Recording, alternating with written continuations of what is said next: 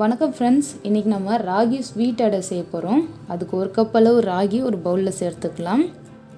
இதோடவே ஒரு 1/4 கப் அளவு துருவின தேங்காய் எடுத்துருக்கேன். நீங்கள் துருவி சேர்த்துக்கலாம், அப்படிலாம் பொடியாக கட் பண்ணி கூட நீங்கள் சேர்த்துக்கலாம்.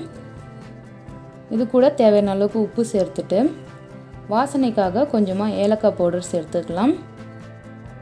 இது எல்லாமே சேர்த்துட்ட பிறகு இனிப்புக்காக வெல்லம் சேர்க்கணும். நான் ஒரு 1/2 கப் வெல்லம் தண்ணியில் சேர்த்து காய்ச்சி வடிகட்டி எடுத்துருக்கேன். நான் கொஞ்சம் கொஞ்சமாக இதில் சேர்த்துக்கிறேன். நிறைய உடனே சேர்த்துட்டிங்கன்னா தண்ணி ஆகிடும். ஸோ அதனால் கொஞ்சம் கொஞ்சமாக சேர்த்து இதை நல்லா சப்பாத்தி மாவுக்கு பிசைகிற மாதிரி பிசைஞ்சிக்கங்க. பாருங்கள், இது மாதிரி நல்லா பிசைஞ்சிக்கணும். உங்களுக்கு இனிப்புக்கு எந்த அளவுக்கு வெல்லம் தேவையோ அந்த அளவுக்கு மட்டும் நீங்கள் எடுத்துக்கங்க. பாருங்கள், மாவு ரெடி ஆகிடுச்சு. இப்போ இதில் நம்ம அடை தட்ட ஆரம்பிச்சிடலாம்.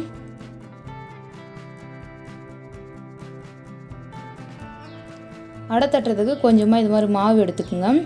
எடுத்துகிட்டு இது மாதிரி ஒரு இட்லி துணியோ இல்லை சுத்தமான கிளாத் இருந்ததுன்னா அதை நனைச்சிட்டு அதில் நீங்கள் தட்டுங்க. அப்படி இல்லைன்னா கவர் இருந்தால் கூட நீங்கள் அதில் கொஞ்சமாக ஆயில் அப்ளை பண்ணிவிட்டு அதில் வச்சு நீங்கள் அடை தட்டலாம். ஏன்னா எடுக்கிறதுக்கு ஈஸியாக இருக்கும். ஸோ அதுக்காக தான் இது மாதிரி பண்ணுறோம்.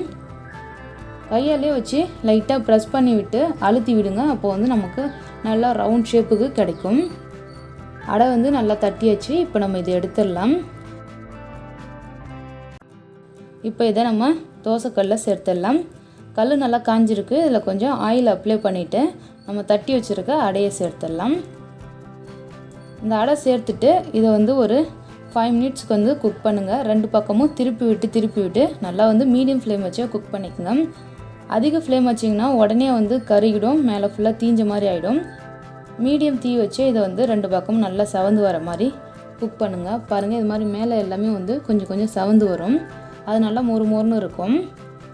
இது இப்போ ஆல்மோஸ்ட் ரெடி ஆகிடுச்சு.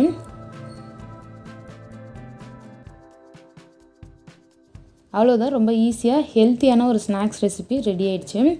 கண்டிப்பாக நீங்கள் இந்த ரெசிபியை ட்ரை பண்ணி பார்த்துட்டு எப்படின்னு உங்கள் ஃபீட்பேக் எனக்கு கமெண்ட் பண்ணுங்கள். இந்த வீடியோ பிடிச்சிருந்ததுன்னா லைக் பண்ணுங்கள், ஷேர் பண்ணுங்கள். மறக்காமல் நம்ம சேனலை சப்ஸ்கிரைப் பண்ணலாம், சப்ஸ்கிரைப் பண்ணி வச்சுக்கோங்க. தேங்க்யூ ஃபார் வாட்சிங்.